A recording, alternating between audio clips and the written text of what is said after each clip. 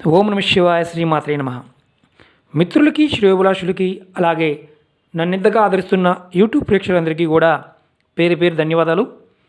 మిత్రులరా, ఈ రోజున మనం మన ఇంట్లో ఉండే వస్తువులతో అద్భుతమైన ఫలితాలు ఎలా పొందాలి, ఎలాంటి ఫలితాలు మనం ఎలా చేస్తే వస్తాయో తెలుసుకుంటున్నాం.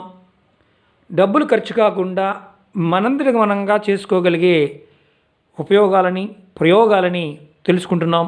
ఈరోజు మనం పిడికెడు ఉప్పుతో అదృష్టవంతులు కావాలంటే ఏం చేయాలి, అలాగే పిడికెడు ఉప్పుతోనే మనం ధనవంతులు కావాలంటే ఏం చేయాలి, ఈ రెండు విషయాల మీద ఈరోజు మనం చెప్పుకుందాం.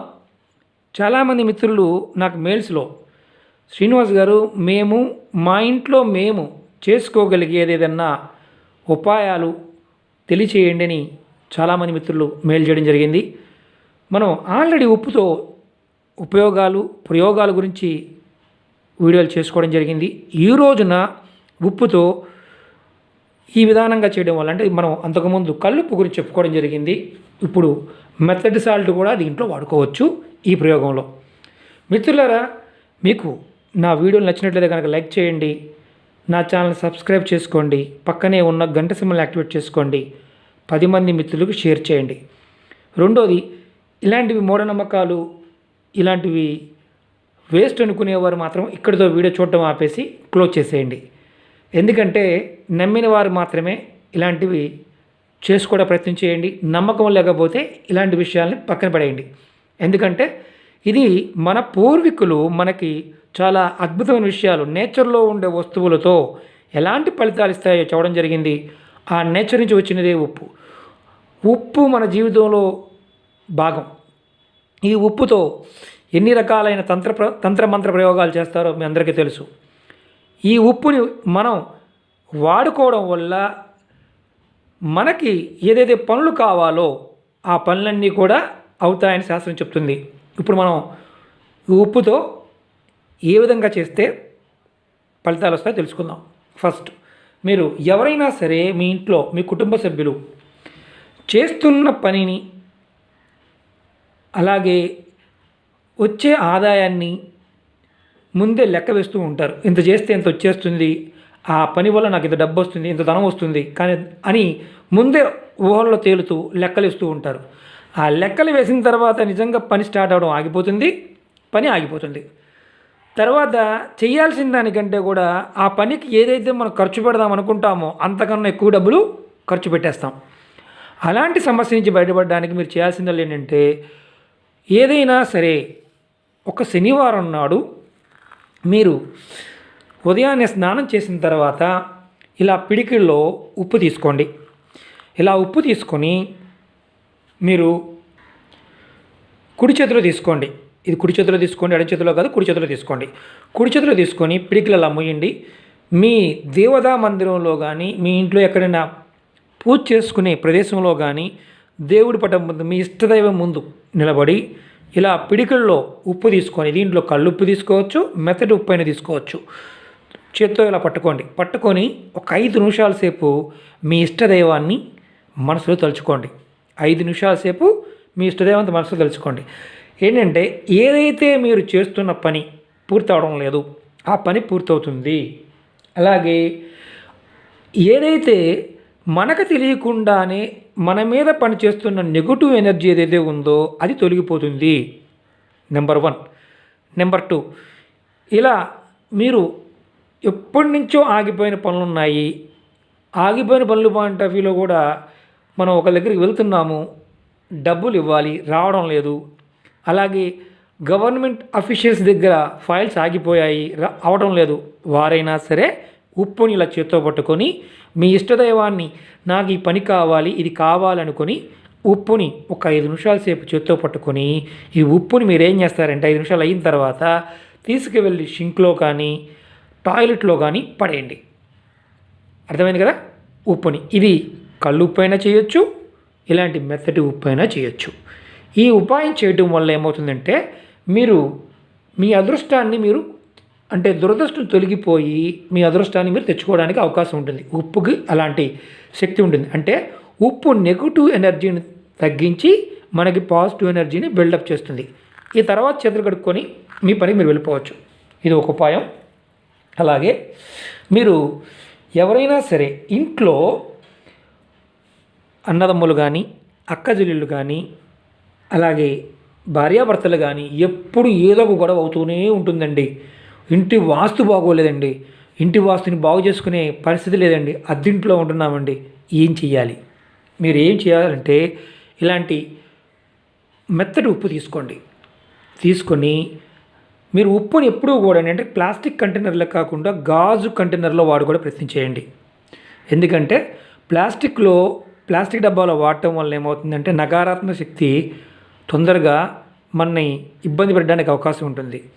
అది ఆరోగ్యానికి కూడా అంత మంచిది కాదు. ఉప్పుని ఎప్పుడు కూడా గ్లాస్లోనూ లేకపోతే పింగాణి దాంట్లోనూ కూడా ప్రయత్నం చేయండి. కాస్త ఉప్పుని తీసుకోండి. ఒక పిడికిడి తీసుకోండి. తీసుకొని ఏం చేస్తారంటే ఒక కవర్లో కానీ పేపర్లో కట్టండి. ముందు మూటగా కట్టేసి చిప్పు బ్యాగులు దొరుకుతాయి కదా ప్లాస్టిక్ కవర్లు, అలాంటి కవర్లో పెట్టి మీ బాత్రూంలో కానీ అలాగే మీ టాయిలెట్లో కానీ లెట్రిన్లో కానీ విండోస్ ఉంటాయి కదా, విండోలో పెట్టండి. మీకు ఏదైతే మీ ఆలోచనలో నకారాత్మక శక్తి ఇబ్బంది పెడుతూ ఉందో, కుటుంబ సభ్యుల మధ్య విపరీతమైన గొడవలు అవుతున్నాయో ఆ గొడవలు తగ్గడానికి అవకాశం ఉంటుంది. ఈ ఉప్పుని మీరు చేయాల్సిందల్లా ఏంటంటే ఈరోజు ఆదివారం పెట్టారనుకోండి, నెక్స్ట్ వచ్చే ఆదివారం నాడు మళ్ళీ ఉప్పు పెట్టాలి. ఆదివారం నాడు సాయంత్రం ఆ ఉప్పు ఏదైతే మరి పేపర్లో కట్టి పెట్టాం కదా, ఆ ఉప్పుని తీసి టాయిలెట్లో పడేయండి లేదా షింకులో పడేసేయండి. బయట ఎక్కడ పడేయాల్సిన అవసరం లేదు. ఇలా వారం మీరు ఒక పిడికెడు ఉప్పుతో మీరు ఇలా చేస్తూ ఉంటే మీ ఇంట్లో ఉండే నకారాత్మక శక్తి తగ్గిపోయి మీ కుటుంబ సభ్యుల మధ్య గొడవలు తగ్గిపోయి కుటుంబంలో ఏదైతే చేయాలనుకుంటున్నారో పనులు అన్నీ అవుతాయి. అలాగే భార్యాభర్తల మధ్య సంబంధాలు అంటే అనవసరమైన విషయాల మధ్య విపరీతమైన గొడవలు అవుతూ ఉంటాయి. అలాంటి గొడవలు కూడా తగ్గిపోతాయి. ఉప్పుతో చాలా ఉపయోగాలు ఉన్నాయి, మనం అంతకుముందు కూడా తెలుసుకున్నాం. ఇంకొక ఉపయోగం మీకు చెప్తాను నేను. ఈ ఉప్పుతోనే మనం ఎలా ఇంట్లో ఉన్న నకారాత్మక శక్తిని తగ్గించుకోవాలో చెప్తాను.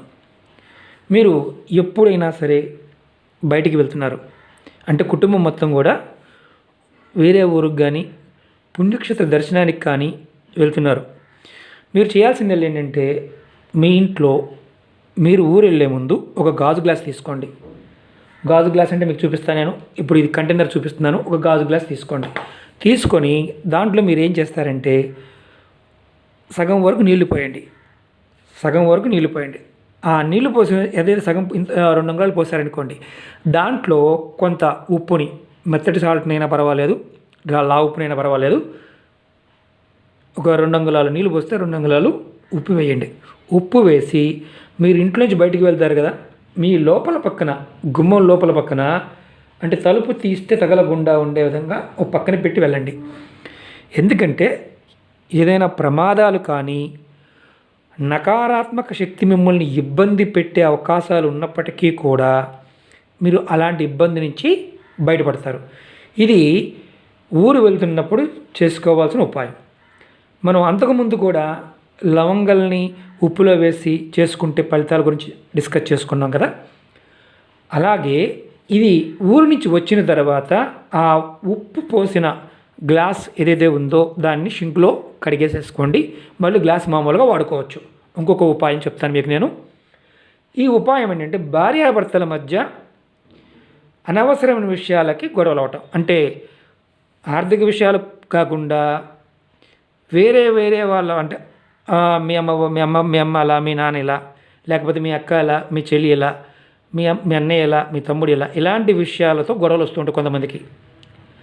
వారి భార్యాభర్తల మధ్య ఇలాంటి గొడవలు రాకుండా ఉండాలంటే మీరు చేయాల్సిందల్లా ఏంటంటే మీ బెడ్రూమ్లో ఎక్కడైనా అలమర ఉన్నా అంటే మీరు ఎక్కడైతే నిద్రపోతున్నారో ఆ ప్రదేశంలో ఇలాంటి గాజు బౌల్ ఒకటి తీసుకోండి. గాజు బౌల్ తీసుకొని దాంట్లో కల్లుప్పు ఆ గాజు బౌల్ నిండా నింపండి. దాంట్లో మీరు 4 లవంగాయలు, 4 మిరియాలు ఆ బౌల్లో వేయండి. వేసి ఆ బౌల్ మీద మీరు ఒక ఎర్రటి క్లాత్ చూపిస్తాను మీకు. ఇది ఇలాంటి క్లాత్ని ఇలా మూత వేసేసి కట్టేసేయండి, దారంతో కట్టేసేయండి. కట్టేసి పక్కన పెట్టండి. ఏం జరుగుతుందంటే భార్యాభర్తలు అనుకోండి, మీ మధ్య చక్కని ఆకర్షణ కలుగుతుంది. అలాగే ఇద్దరు కూడా ఒకరు సహాయం చేసుకుంటారు. సహాయం చేసుకొని మీ కుటుంబ అభివృద్ధి కలుగుతుంది. ఒక పిడికెడు ఉప్పుతో ఇంత అద్భుతమైన ఫలితాలని మనం పొందవచ్చు. రాబోయే రోజుల్లో కూడా ఉప్పుతో ఇంకా ఎలాంటి ఫలితాలు పొందాలో చెప్తాను. మిత్రులారా, వీడియో పూర్తిగా చూడ ప్రయత్నం చేయండి, స్కిప్ చేయమాకండి. చేస్తే మీకు ఈ పాయింట్స్ అర్థం కావు. అంతకుముందు నేను 1-2 పాయింట్స్ చెప్పేవాడిని. ఏమవుతుందంటే అప్పటికి కూడా చాలా క్వశ్చన్స్ వస్తున్నాయి. మీరు పూర్తి వీడియో చూసినట్లయితేనే మీకు నేను చెప్పిన ఏదైతే వివరంగా చెప్పానో అది అర్థమవుతుంది. అలాగే రాబోయే రోజుల్లో మన ఇంట్లో ఉండే పోపుల డబ్బాతో ఎలాంటి ఫలితాలు వస్తాయో, ఎలాంటి పదార్థంతో ఏం చేస్తే ఎలాంటి ఫలితాలు వస్తాయో చెప్తూ ఉంటాను. అలాగే ఇది మీరు ఏ రోజున చెయ్యాలి, ఎప్పుడు చెయ్యాలి అనేది మీకు నేను చెప్పడం జరిగింది. మళ్ళీ 1-2 సార్లు వీడియో అర్థం కాకపోతే చూడండి, అర్థం చేసుకొని ప్రయత్నం చేయండి. రెండోది, ఏదైతే ఉప్పుని బయటపడేయాల్సిన అవసరం లేదు. మీ బాత్రూమ్ సింక్లోనో చికెన్ సింక్లోనో పడేసుకోవచ్చు. భార్యాభర్తలు బెడ్రూమ్లో పెట్టుకున్న ఉప్పుని కూడా మీరు చక్కగా ఒక వారం తర్వాత, అంటే ఆదివారం పెడితే మళ్ళీ ఆదివారం నాడు తీసేసి కొత్త ఉప్పుని ఫిల్ చేసుకుంటూ ఉండండి. అలాగే మిరియాలని, లవంగాలను కూడా డస్ట్బిన్లో పడేయండి. ఎర్రటి క్లాత్ ఉంది కదా, ఈ ఎర్రటి క్లాత్ని కూడా డస్ట్బిన్లో పడేసేయండి. ఇలా చేస్తూ ఉంటే మీ కుటుంబంలో డబ్బులు ఖర్చు కాకుండానే, ఎక్కువ డబ్బులు ఖర్చు కాకుండా మీ అందరికి మీరుగా మీ ఇంట్లో ఒక అద్భుతమైన శక్తిని పొందగలుగుతారు. ఉప్పుకి అలాంటి నెగిటివ్ ఎనర్జీని పంపించేసి అద్భుతమైన ఫలితాలు ఇచ్చే గుణం ఉంది. ఈ వీడియో నచ్చినట్లయితే లైక్ చేయండి, నా ఛానల్ సబ్స్క్రైబ్ చేసుకోండి, 10 మంది మిత్రులకు షేర్ చేయండి, గంట సింబల్ని యాక్టివేట్ చేసుకోండి. ఓం నమః శివాయ, శ్రీమాత్రే నమః.